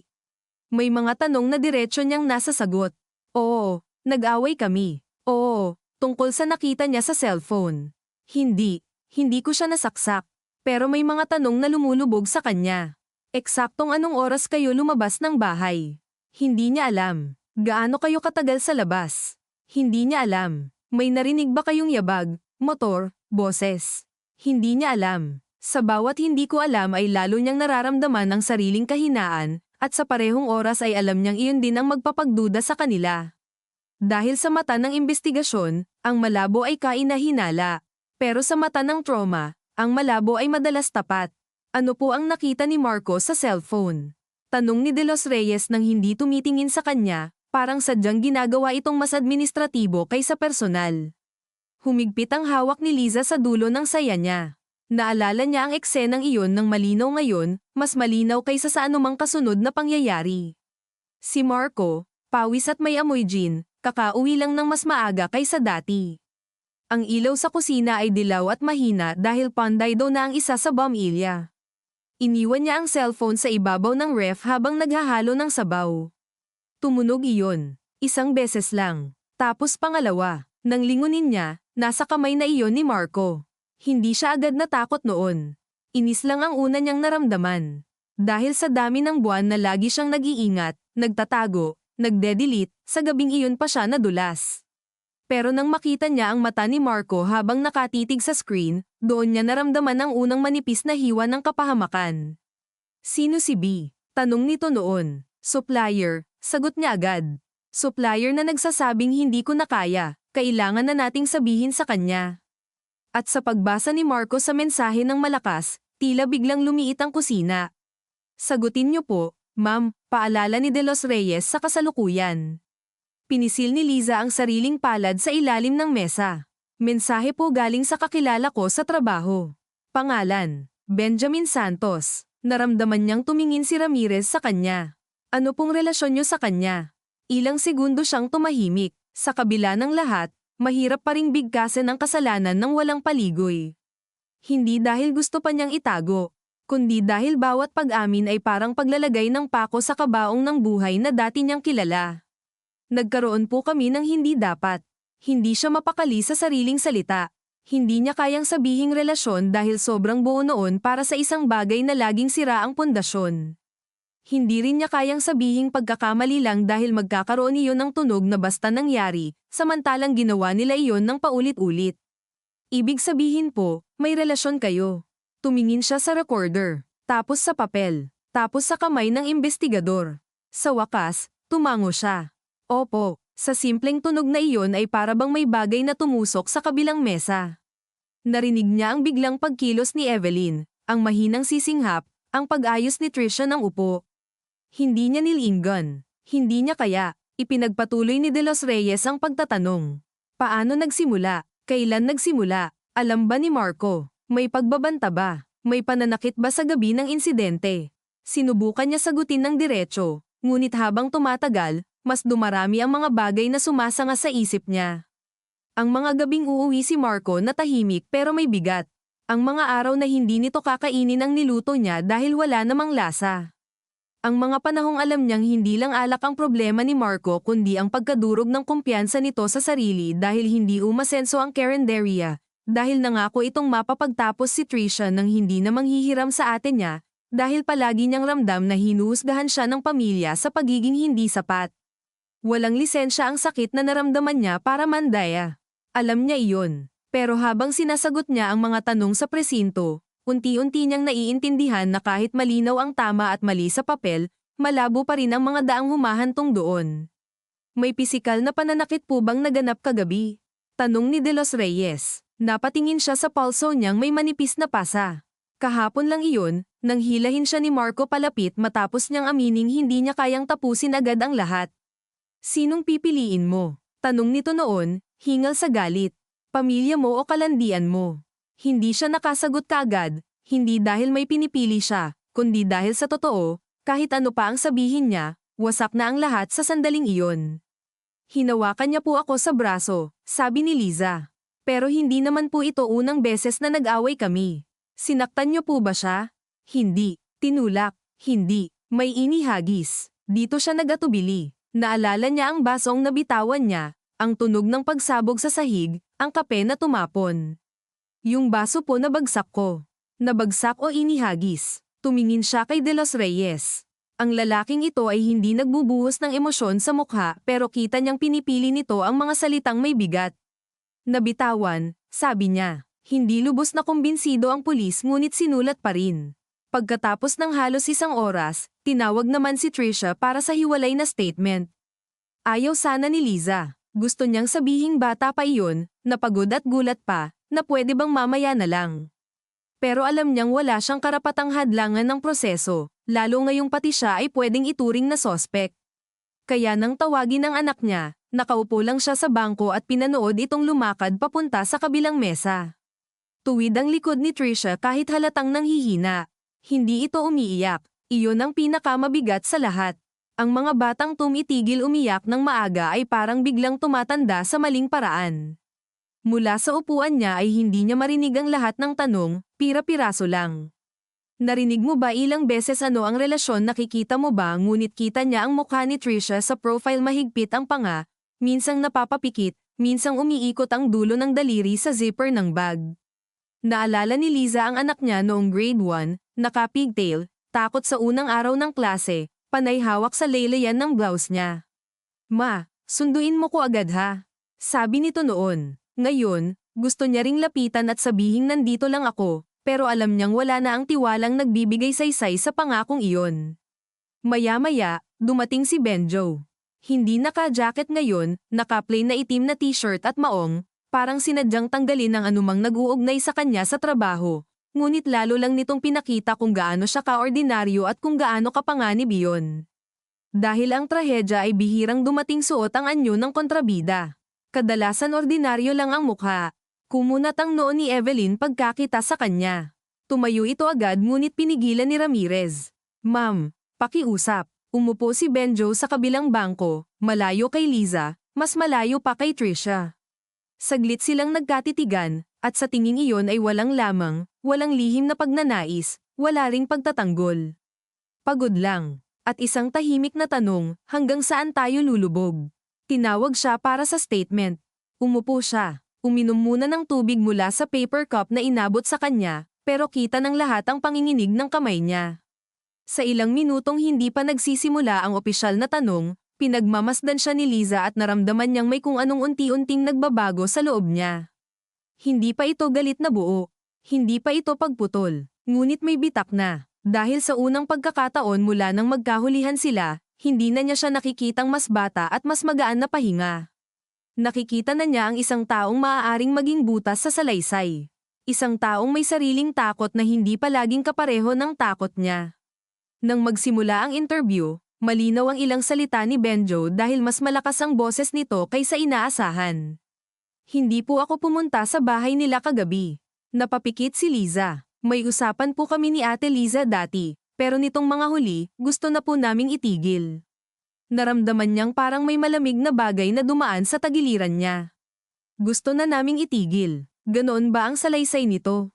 Baka totoo. Baka iyon nga ang akala niya. Pero hindi nila iyon napag-usapan ng ganon kalinaw. Ilang linggo silang paikat-ikot sa usapang aamin na ba, lalayo na ba, kakayanin ba. Walang buo, walang sarado. Tapos ngayon, sa harap ng recorder at pulis, nagiging tiyak ang lahat. Noong gabing iyon, nasaan ka? Tanong ni De Los Reyes. Nagde-deliver po ako. May tawag ba kayo ni Liza? Wala po. Kasinungalingan. Naramdaman iyon ni Liza sa ilalim ng balat niya bago pa man ito napatunayan. Dahil alam niyang may missed calls siya mula rito pagkatapos ng away nila ni Marco. Hindi niya nasagot. 3 yata. O 4. Hindi niya matandaan eksakto, ngunit sapat para sirain ang wala. Nagkatinginan sina Ramirez at De Los Reyes habang tinitingnan ng isa sa mga papel. Tila may initial data na silang hawak. Sigurado ka? Tanong ni De Los Reyes. Opo, kasi base sa preliminary extraction, may tawag kayong dalawa bandang 10:47 PM at 10:53 PM. Tahimik ang buong silid sa isang iglap. Nakita ni Liza ang pagkapikit ni Benjo. Mabilis lang, ngunit doon niya na lamang alam nitong huli na ang pagsisinungaling. Hindi ko po nasagot yung isa, sabi nito pagkatapos. Yung isa ilang segundo lang po. Tungkol saan? Nag-aaway po sila. Nakausap ko siya saglit. Umiiyak po siya. Pumunta ka ba? Hindi po. Bakit ka nagsinungaling kanina? Walang sagot si Benjo. Pinisil niya ang tuhod niya gamit ang 2 kamay, yumuko, saka nagtaas uli ng tingin. Natakot po ako. Ang salitang iyon ay totoo, at marahil iyon ang dahilan kung bakit mas nakakagalit. Dahil sa totoo ring mga salitang tulad niyan nagtatayo ang tao ng mas marami pang kasinungalingan. Natakot sa ano? Na ako ang pagbintangan. Dahil may dahilan bang pagbintangan ka? Wala po akong ginawa. Naramdaman ni Liza na unti-unting tumitigas ang katawan niya. Ang bawat tanong at sagot ay parang pako sa kabaong ng anumang mahinang pag-asa na mapapamahalaan pa ang gulong ito ng pribado lang. Dito, sa harap ng mga papel at pulis, ang pag-ibig nilang lihim ay nagiging ebidensya, timeline, posibleng motibo. Hindi na ito tungkol sa damdamin. Tungkol na ito sa sino ang nandoon, sino ang nagsinungaling, sino ang huling nakausap, sino ang may dahilan? At sa ilalim ng lahat ay isang mas nakakapasong tanong na walang gustong unang magsalita, posible bang hindi lang aksidente ang pagkamatay ni Marco? Lumipas ang tanghali sa presinto nang hindi nila namamalayan. May nag-abot ng styro ng pansit at tubig, ngunit halos walang kumain. Si Trisha ay tumangging humawak ng kahit ano. Si Evelyn ay sumagot-sagot sa mga tawag at paminsan-minsay lumalapit sa desk para manghingi ng update. Si Benjo ay tumahimik matapos ang statement, nakayuko lang, habang si Liza naman ay nakaupo at nakatitig sa rehas ng maliit na bintana sa dulo kung saan pumapasok ang araw na matalim at maputi. Napagod ang mata niya sa liwanag. Napagod din ang isip niya sa paikot-ikot na tanong. At habang palalim ang oras, unti-unti niyang naramdaman na hindi na lang ito tungkol sa gabing iyon. Ito na ang kabuuan ng buhay niya na hinihimay ng mga taong walang pakialam sa hiya, sa utang na loob, sa mga dahilan kung bakit minsan pinipili ng isang babae ang katahimikan imbes na katotohanan. Ngunit naisip din niya, may bahagi roon na tama. Dahil sa sobrang tagal niyang piniling manahimik, mas dumami lang ang nasaktan. Bandang 12:30, lumapit si De Los Reyes sa kanilang lahat. Hindi ito ngumiti, hindi rin siya binigyan ng mahaba o maikling pag-asa. May kailangan pa po kaming i-verify. Huwag muna po kayong aalis ng lungsod. Posible po kayong ipatawag uli anumang oras. Pending pa ang autopsy at full forensic review. Tumingin siya kay Liza, saka kay Benjo. At habang hindi pa malinaw ang cause and manner of death, kailangan niyong intindihin na bukas pa lahat ng anggulo. Sa likod ng maingat na salita, iisa lang ang ibig sabihin, wala pang ligtas. Nang palabas na sila ng presinto, saka palang tuluyang hinarap ni Trisha ang ina niya. Wala na ang pamumutla ng unang gulat. Pinalitan ito ng isang matang tuyo at pagod. Ma, uuwi muna ako kay Tita Nena, sabi nito, tinutukoy ang kapatid ni Liza sa Project 6. Kailangan ko mag-isip, gusto ni Liza siyang pigilan. Gusto niyang sabihing huwag, anak, dito ka lang, tayo-tayo na nga lang ang natitira. Ngunit alam niyang wala na siyang karapatang hingin ang pagiging kampi nito ngayon. Sige, sabi niya, at sa pagsasabi niyon ay pakiramdam niya siya mismo ang pumirma sa pansamantalang pagkawala ng anak sa bahay nila. Tumango si Trisha, walang yakap, walang dampi, lumakad ito palayo kasabay ni Evelyn, na agad inilagay ang kamay sa balikat niya na tila ba handa na itong kunin ang papel na iniwan ni Liza bilang sentro ng pamilya. Naiwan si Liza sa labas ng presinto, sa ilalim ng tapat na init ng Maynila, kasama si Benjo na ilang hakbang ang layo at hindi makalapit ng buo. Mula sa kalsada ay umalingaw-ngaw ang busina ng jeep, ang sigaw ng dispatcher, ang usok ng tambucho, ang normal na pag-andar ng syudad na walang pakialam kung sino ang nawalan ng asawa, anak, pangalan. Tumingin si Benjo sa kanya, ang mukha ay pagod at puno ng hiya.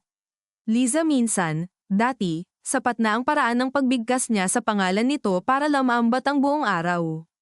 Ngayon, ang naramdaman niya lang ay pagod na may halong pait. Umuwi ka, sabi niya. Hindi mo nakita kayang tingnan. Hindi na siya sumagot, tumango lang siya, mabagal, at doon unang nakita ni Liza ang isang uri ng takot na hindi tungkol sa pulis, kundi sa posibilidad na tapos na rin talaga ang anumang meron sa pagitan nila. Ngunit wala na siyang lakas para linawin iyon. Wala na siyang lakas para sa kahit anong bersyon ng pag-ibig. Habang naglalakad siyang mag-isa pabalik sa sakayan, sa tapat ng mainit na konkretong pader ng presinto, alam niyang pag-uwi niya sa bahay, wala ng asawa, wala ng anak, at wala pang katotohanan na sapat para linisin o tuluyang idiin siya. Ang meron lang ay isang bahay na amoy pa rin ang gabing hindi natapos, at isang buhay na ngayon ay nakabitin sa pagitan ng kasalanan at ebidensya. Ang meron lang ay isang bahay na amoy pa rin ang gabing hindi natapos, at isang buhay na ngayon ay nakabitin sa pagitan ng kasalanan at ebidensya. Pagbaba niya sa jeep sa kanto ng barangay, hapon na ang liwanag ngunit matalim pa rin ang init na tumatama sa yero ng mga bubong at nagpapasingaw sa kanal, at sa bawat hakbang niya paloob sa eskinita ay nararamdaman niyang muli ang bigat ng mga matang sumusunod sa kanya kahit walang direktang tumatawag sa pangalan niya. May mga batang naglalaro ng text na biglang tumahimik nang makita siya. Si Aling Tess, na kaninang umaga ay halos pumasok na sa bahay nila sa kakatitig, ngayon ay kunwaring nagwawalis sa tapat ngunit halatang hinihintay kung lilinggan siya. Sa dulo ng daan ay nakasandal si Mang Rudy sa tindahan, may hawak na plastic cup ng kape, At nang magtagpo ang tingin nila ni Liza ay mabilis itong umiwas, iyong iwas na hindi galing sa pagrespeto kundi sa hiya ng taong may alam na at mas gustong ikalat sa iba kaysa akuin sa mismong harapan. Sa loob ng isang komunidad, mabilis pumutok ang balita pero mabagal mamatay ang kahihiyan. Iyon ang unti-unti niyang nauunawaan habang tinutulak ang gate na langit-ngit na tila mas malakas ngayon kaysa dati. Pagpasok niya sa bakuran, unang tumama sa kanya ang tahimik. Hindi iyong payapang tahimik ng madaling araw bago magbukasan ang mga tindahan, kundi iyong tahimik na parang may hinugot sa gitna ng bahay at iniwang nakabukas ang espasyo. Wala ang boses ni Marco. Wala ang yabag ni Trisha. Wala kahit ang simpleng pagbukas-sara ng plastik na lalagyan ng rekado sa kusina. Nandoon pa rin ang mga bagay, ngunit ang bahay ay para ng balat ng dating buhay. Sa may pintuan, nakasabit pa ang tuwalya ni Marco na ginamit nito kahapon matapos maligo. Hindi niya iyon agad nagawang hawakan. Tinitigan lang niya habang unti-unting umaakyat sa dibdib niya ang bagay na kanina pa niya pinipigilang maramdaman ng buong buo, hindi lang takot, hindi lang hiya, kundi pangungulila na wala nang mapaglalagyan. Pumasok siya at sumalubong ang halo-halong amoy ng Zonrox na ginamit ng Soko sa ilang parte, ng nilamag na mantika, ng kalawang, at ng isang bagay na kahit anong punas ay hindi niya maipagkakailang naroon pa rin, isang manipis na bakal na amoy na parabang ang sahig mismo ay may memorya. Napatingin siya sa bahaging pinaglagyan kay Marco ng gabing iyon. Nilinis na, wala nang mantsa kung sisilipan lang ng saglit. Pero alam niya ang eksaktong lugar. Alam niya kung saan tumulo ang dugo sa bitak. Alam niya kung saang direksyon nakatagilid ang paa nito nang una niya itong makita. At dahil alam niya, hindi naging sapat ang kalinisan. Mabagal siyang lumapit sa mesa at doon niya nakita ang unang hindi niya inaasahan, ang cellphone ni Marco ay wala na. Kinuha ng pulis, pero sa gilid ng platito ay may naiwan pang maliit na piraso ng basag na ceramic mula sa tasang nabitawan niya kagabi. Kasing liit iyon ng kuko, puti sa isang banda at may kupas na bulaklak sa kabila.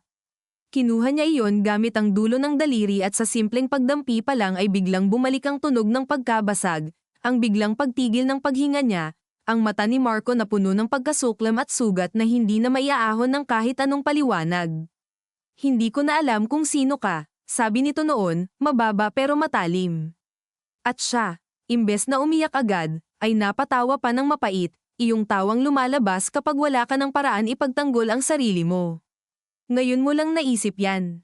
Sagot niya noon. Nang maalala niya iyon, napaupo siya sa sahig ng walang balak, para bang bumigay ang tuhod sa bigat ng memorya. Niyakap niya ang sariling tuhod at doon sa gitna ng kusina, sa ilalim ng ilaw na nagkukulang ang wattage, unti-unti niyang pinagdugtong muli ang gabing pilit niyang hinahati sa maliliit na piraso para kayanin. Nagsimula ang away sa mensahe. Oo. Pero hindi doon nagsimula ang pagkawasak. Matagal na. Marahil noong mga taon pang paulit-ulit na inuunahan ni Marco ang pagod niya ng pagod din nito, at pareho silang nagkunwaring sapat na dahilan iyon para kalimutan ang lamang, ang usap, ang paglingon sa isa't isa bilang tao at hindi lang kakampi sa laban sa araw-araw. Naalala niya ang unang taon nilang mag-asawa, sa inuupahan pa nilang mas maliit na kwarto sa Cubao, kung saan kahit kapos sila ay nagagawa pa nilang tumawa habang binibilang ang baryang pang-ulam. Si Marco noon ay mabilis ngumiti, mabilis mangarap, puno ng yabang pero may lamang. Siya naman ay batang-bata pa, naniniwalang kapag matibay ang pasensya at pagmamahal, mapapagan ang anumang buhay. Hindi niya namalayang sa pagdaan ng panahon, ang pasensya ay pwedeng maging katahimikan, at ang katahimikan ay pwedeng pagmulan ng pagtataksil na hindi agad kinikilala ng may gawa. Naramdaman niya ang pangingilid ng luha at hinayaan niya lang. Wala nang tao para magtanong. Wala nang anak na kailangang tibayan sa sandaling ito. Wala ring pulis na naghihintay ng tuwid na sagot.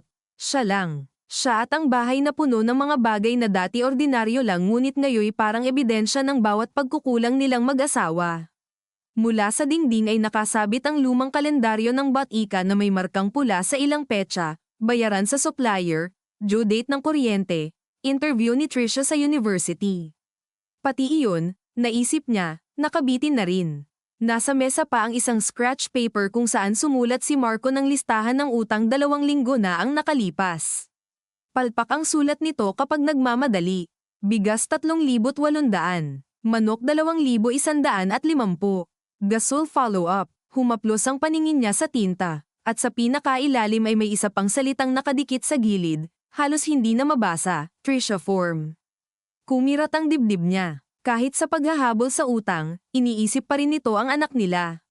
Hindi iyon bumubura sa mga pagkukulang ni Marco. Hindi rin nito nililinis ang sariling kasalanan niya. Pero muling pinapaalala sa kanya na ang tao ay bihirang isang mukha lang. Habang nakaupo siya sa sahig, narinig niya ang pagkatok sa pinto. Mabilis niyang pinunasan ang mukha, tumayo, at saglit na natakot na baka pulis na naman o si Evelyn na handang magtapon ng panibagong galit. Ngunit pag-abot niya sa pinto, si Tita Nena pala, ang nakatatandang kapatid niya, nakahawak sa isang eco bag at may bitbit na 2 supot ng ulam. Mas maliit ito sa kanya ngunit matigas ang tindig, ang klase ng babaeng maraming pinagdaanan at natutong hindi ipahalata ang awa para hindi lalong gumuho ang kaharap. "Pumasok ka," sabi ni Liza, paos. Hindi nagtanong agad si Nena. Inilapag lang nito ang bag sa mesa, tinanggal ang tsinelas, at tumingin sa paligid ng may mahabang hinga, parang hinahayaan munang magsalita ang bahay bago siya magsimula. "Dito muna si Trisha mamayang gabi," sabi niya. Ayaw pa raw umuwi. Tumango si Liza. "Masakit, pero hindi na iyon bago." "Kumain ka na ba?" tanong ni Nena. Napatawa si Liza nang walang saya. "Parang hindi ko kaya." "Kaya mo. Kahit konti." Inilabas ni Nena ang lugaw at pritong galunggong, inayos sa plato ng walang arte, iyong galaw ng kapatid na hindi kailangang sabihan para alam kung paano ka aalagaan kahit nagkakamali ka. Umupo silang dalawa sa tapat ng isa't isa, ngunit ilang minuto ring puro kutsara lang ang tumutunog sa mangkok. Sa labas ay may nagbebenta ng taho, humihiyaw ang boses ng taho, at napakakaraniwan yun na muntik ng ikabasag ni Liza. Paano nagpapatuloy ang mundo sa ganoong kasimple habang ang kanya ay nakabitin sa isang bangin? "Sabihin mo nga sa akin ng diretso," wika ni Nena sa wakas, maraahan ngunit hindi malambot. "May kinalaman ba yung lalaki sa pagkamatay ni Marco?" Umangat ang tingin ni Liza. Sa lahat ng tanong sa maghapon, ito ang isa sa mga pinakamatapat. Walang proseso, walang recorder, walang taktika. Isang kapatid lang na gustong malaman kung hanggang saan ang kaya niyang ipagtanggol. Huminga siya ng mabagal. "Hindi ko alam," sabi niya. Sumimangot si Nena. "Hindi sapat ang hindi mo alam ngayon. Kailangan mo kong tapatin." "Hindi ko talaga alam." Umigting ang boses ni Liza, hindi sa galit kundi sa desperasyon. "Nag-away kami ni Marco." "Totoo." "Nalaman niya." "Totoo." "Tinawagan ako ni Benjo." "Totoo." "Pero paglabas ko ng bahay, mag-isa lang ako sa bangko. Pagbalik ko, ganun na si Marco.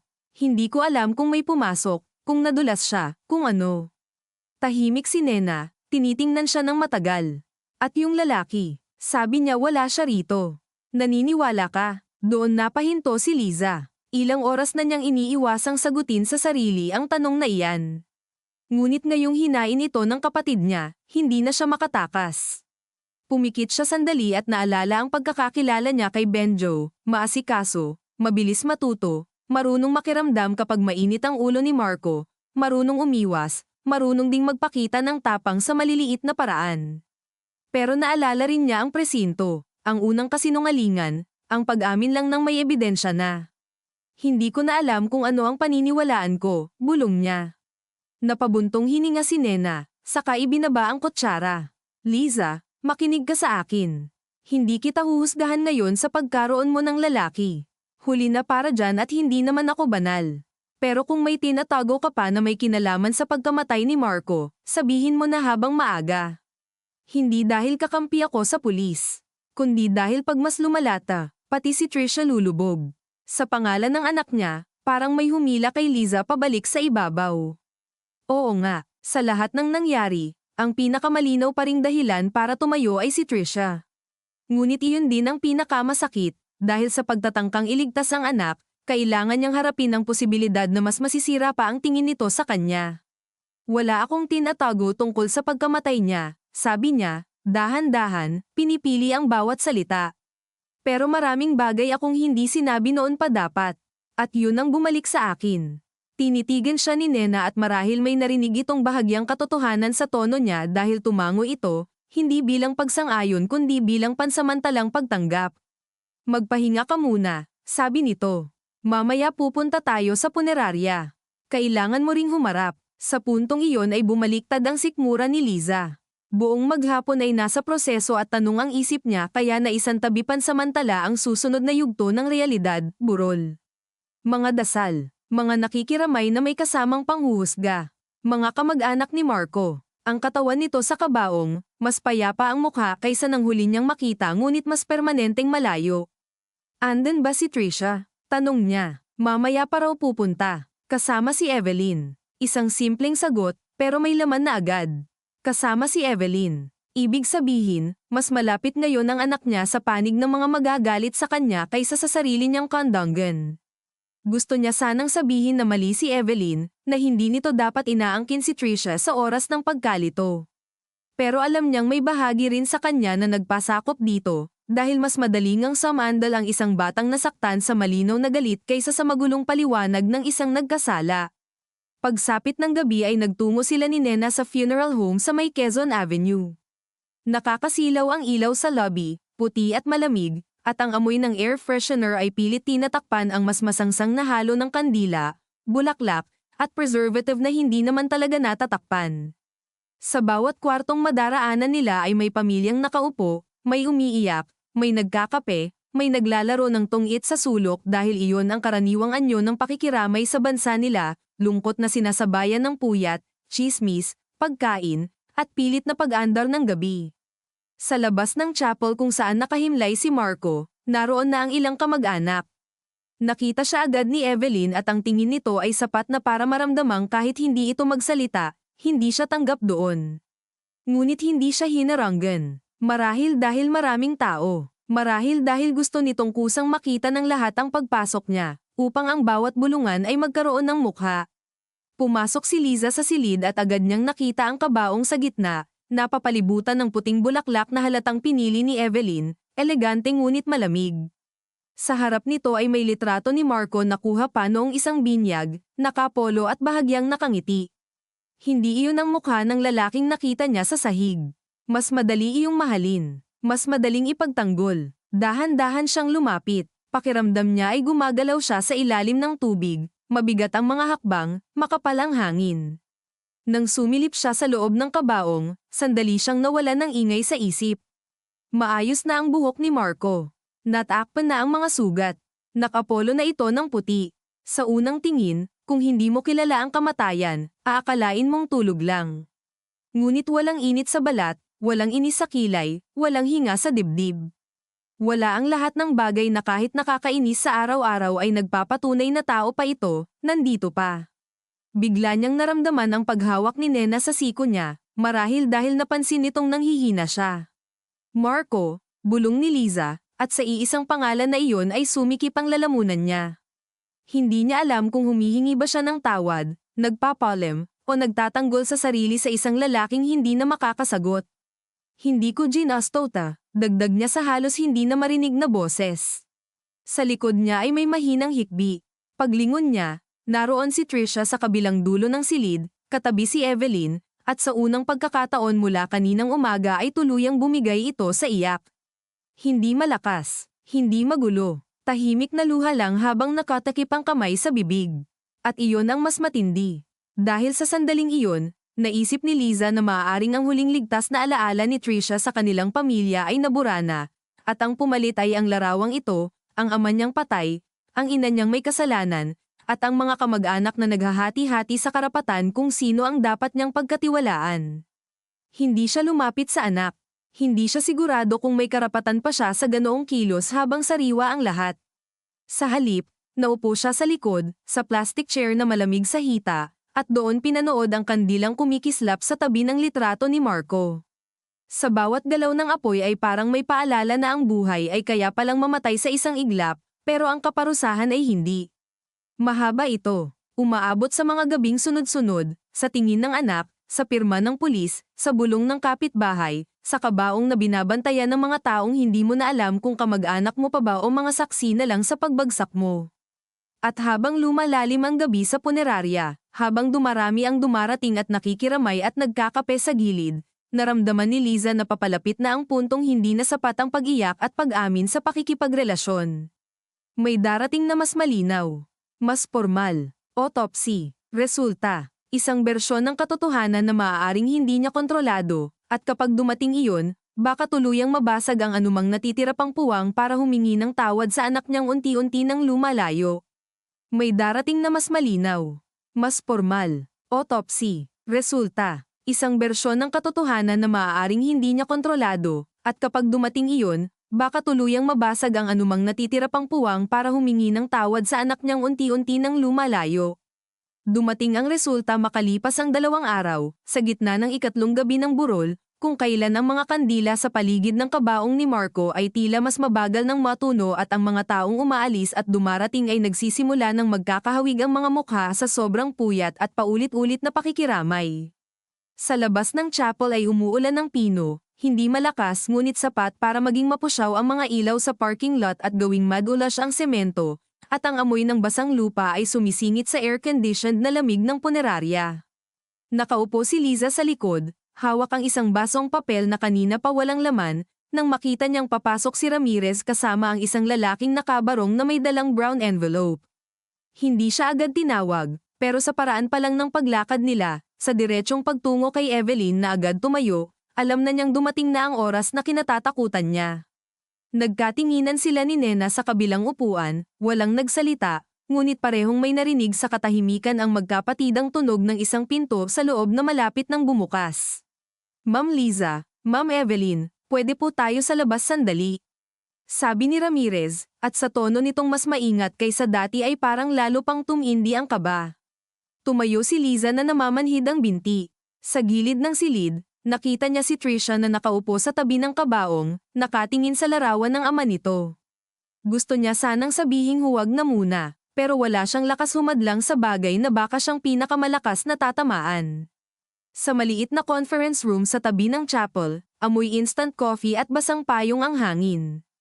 Umupo si Evelyn ng tuwid, ang bag ay nasa kondongan, ang baba ay bahagyang nakataas na para bang handa na siyang sumagap ng kahit anong makapagpapalinaw sa galit niya. Si Liza naman ay naupo sa gilid ng silya, halos hindi sumandal. Binuksan ng lalaking taga-medico legal ang envelope at kinuha ang ilang papel. Preliminary final findings po, sabi niya, maingat at sanay sa balitang kailangang ihatid ng hindi nagiging bahagi ng emosyon. Cause of death, blunt force trauma to the back of the head, resulting in intracranial hemorrhage. Hindi agad gumalaw si Liza. Narinig niya ang mga salita. Naunawaan niya ang ibig sabihin. Ngunit sandali muna itong lumutang sa ere bago tumama ng buo. Hindi simpleng hiwa, hindi simpleng atake sa puso, hindi kusang paghinto, matinding tama sa likod ng ulo. Anong ibig sabihin niyan? Tanong ni Evelyn, mabilis, halos sabat. Ang pinaka-probable scenario po, sagot ng medico legal, ay tumama ang likod ng ulo sa matigas na surface. Pwedeng aksidenteng pagkabagsak. Pwedeng dulot ng pagtulak o struggle. Sa ngayon, wala pong direct evidence ng saksak bilang sanhi ng kamatayan. Yung kutsilyo sa eksena, walang blood transfer pattern na consistent sa fatal wound. Napahawak si Liza sa tagiliran ng silya. May bahagi sa kanyang gusto sanang huminga ng maluwag dahil hindi kutsilyo, dahil hindi iyong pinakagarapal na anyo ng pagpatay. Pero walang ginhawa roon. Dahil ang sumunod ay mas malabo at sa makatuwid, mas mapanganib. May defensive injuries po ba? Tanong ni Ramirez. Minimal superficial abrasions sa forearm. Pwedeng mula sa struggle, pwedeng mula sa pagbagsak sa paligid. Hindi conclusive, so hindi nyo masasabing aksidente. Hindi pa po. Ang manner of death remains undetermined pending full scene correlation and witness statements. Undetermined. Isang salita lamang, ngunit parang nilagyan nito ng mas mahabang anino ang lahat. Si Evelyn ay napapikit sandali, tapos dahan-daang humarap kay Liza. Ang mga mata nito ay mamasa-masa ngunit malamig. Narinig mo, mahina nitong sabi. Hindi siya basta nadulas lang. Hindi rin sinabing pinatay ko siya, sagot ni Liza, paos. Hindi ko sinabi yon. Bahagyang sumulong si Evelyn. Hindi ko kailangang sabihin. Kita sa'yo kung paano ka natatakot. Natatakot ako dahil asawa ko ang namatay. At dahil alam mong may dahilan para isipin ang lahat na may ginawa ka. Bago pa makasagot si Liza ay nagsalita si Ramirez. Ma'am, pakiusap. Hindi pa po tayo nagko-conclude. Ngunit sa totoo lang, alam nilang lahat na nagsimula ng kumapal ang hinala. Ang isang bahay, isang away, isang relasyon sa ibang lalaki, isang bangkay na may tama sa likod ng ulo, at isang pagitan ng oras na walang nakakita. Sapat na iyon para ang katotohanan ay hindi lang hanapin kundi hulaan ng maraming tao. Lumabas sila sa conference room na para bang mas malamig ang hallway kaysa kanina. Sa bungad pa lang ng chapel ay sinalubong sila ni Trisha. Halatang may naramdaman ito sa mga mukha nila bago pa man may magsalita. Ano sabi? Tanong nito. Walang nakasagot agad. Tumingin si Evelyn kay Ramirez, saka kay Liza, at sa huli ay si Ramirez ang sumagot. May findings lang na kailangan pa naming i-correlate. Hindi pa final ang interpretation. Ngunit matalino si Trisha. Matalino at sanay magbasa ng bahagyang pagkibot ng tao. Ma, sabi nito, hindi inaalis ang tingin sa ina. Ano sabi? Naramdaman ni Liza ang panunuyo ng lalamunan. Sa loob ng ilang segundo ay iniisip niya kung ibibigay ba niya ang malabong bersyon o ang buong bigat. Ngunit sa dami ng pagtatago na nakarating na sila rito, may kung anong napagod na sa loob niya. May tama sa likod ng ulo ang papa mo, sabi niya, dahan-dahan. Hindi pa nila masabi kung aksidente lang o dahil sa pagtulak o struggle. Hindi na niya tinapos. Hindi na kailangan. Kita niyang unti-unting nawalan ng kulay ang mukha ni Trisha. Hindi ito umatras agad. Hindi rin nagtanong. Tumingin lang muna ito sa kabaong, saka sa sahig, saka muli sa ina, at sa wakas ay bumulong, nagkatulakan ba kayo? Napakaliit na tanong. Ngunit sa sandaling iyon, parang iyon ang buong hukuman ng buhay nila. Wala ng pulis. Wala ng medical legal. Isang anak lang na gustong malaman kung gaano kalala ang bersyon ng ina niyang kakayanin pa niyang mahalin. Napahawak si Liza sa dibdib. Hindi ko siya tinulak para patayin siya, sabi niya. Yun ang totoo. Hindi yun ang tinanong ko. Ang boses ni Trisha ay nanginginig, pero hindi dahil mahina ito. Kundi dahil pinipigilan itong mabasag sa maling paraan. Nagkatulakan ba kayo? Doon dumating ang alaala ng mas malinaw kaysa dati. Ang kusina, ang ilaw, ang basag na tasa, ang paglapit ni Marco ng mabilis, ang paghawak sa braso niya, ang hila. Ang pag-alis niya sa kapit, ang isang malakas na tulak pabalik, hindi upang patayin, hindi upang ibagsak, kundi para lumayo ito sa katawan niya. Naalala niya ang likod ni Marco na bahagyang sumayad sa gilid ng mesa, ang mura nito, ang isa pang hakbang, ang upo ang natamba. Ngunit hindi niya nakita ang mismong pagbagsak. Lumabas siya, umupo sa bangko, umiiyak, humihinga, nagtitimpi, at nang bumalik siya, naroon na si Marco sa sahig. Napapikit siya. Sa wakas ay wala na siyang maitago kundi ang pinakaayaw niyang hawakan, ang bahagi ng katotohanan na hindi diretsyong pagpatay ngunit hindi rin lubos na walang kinalaman. Tinulak ko siya palayo, sabi niya. Walang hangin sa dibdib ni Trisha nang marinig iyon. Kita iyon sa pag-angat ng balikat nito, sa pagbukas ng bibig na walang lumabas agad na tunog. Si Evelyn ay napahawak sa noo at napamura ng mahina. Si Nena, nakatatapos lang pumasok sa hallway, ay napatigil sa pintuan na tila nahuli sa sandaling ayaw niyang marinig ngunit kailangan. Palayo, ulit ni Trisha, na parang sinusukat ang salitang iyon. Tapos iniwan mo siya. Hindi ko alam na nagsimula si Liza, ngunit bumigay ang boses niya. Hindi ko alam na ganun. Pero iniwan mo. Sa pagkakataong iyon ay wala ng paraan pagandahin. Hindi niya alam kung gaano katagal. Hindi niya alam ang eksaktong segundo. Ngunit oo, lumabas siya. Iniwan niya ito sa loob sa gitna ng galit, sa gitna ng sigaw, sa gitna ng sugat na sariwa. Hindi niya nakita ang huling pagragasa ng kapahamakan. At kahit hindi niya sinadyang mamatay si Marco, may bahagi sa kanya ang umalis nang ang asawa niya ay nasa delikadong sandali. Oo, sabi niya sa wakas. Lumabas ako. Umiling si Trisha. Dahan-dahan muna, tapos mas madiin.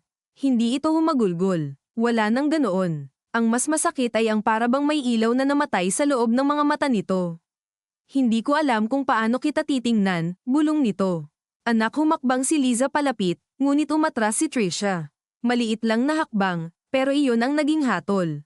Hindi pa pinal, hindi pa habang buhay, ngunit sapat para maramdaman ng isang ina ang lawak ng pinsalang hindi agad kayang ayusin ng pagsisisi. Dumating ang mga tanod at pulis para kausapin si Liza ng hiwalay matapos niyang amining may tulak na nangyari. Hindi siya inaresto noon ding oras na iyon, Ngunit ipinaliwanag ni Ramirez na maaaring kailan ganing ay reclassify ang statement niya at bumalik sa presinto kinabukasan para sa supplemental affidavit. Napakabagal ng pagsasalita nito, marahil dahil nakita rin nitong bawat salita ay may katumbas na pagkapunit ng pamilya sa likod. Cooperate lang po tayo, ma'am, sabi niya. Mas mahalaga na malinaw ang lahat. Mula sa dulo ng hallway ay nakatingin si Evelyn, parehong may kasiyahang mapait at lungkot sa mukha, na para bang kahit napatunayan man ang hinala niya, wala pa ring tunay na panalo sa patay na kapatid. Lumapit si Nena kay Liza at mahigpit na hinawakan ang siko niya. Hindi ka muna magsasalita sa kahit sino nang wala ako o abogado, bulong nito. Narinig mo. Tumango si Liza, bagaman ang totoo ay halos wala na siyang naririnig ng buo. Lahat ay parang may manipis na ugong sa paligid, parang nakasubsob ang ulo niya sa ilalim ng tubig habang nakikita pa rin ang paggalaw ng mga tao pero hindi na malinaw ang tunog.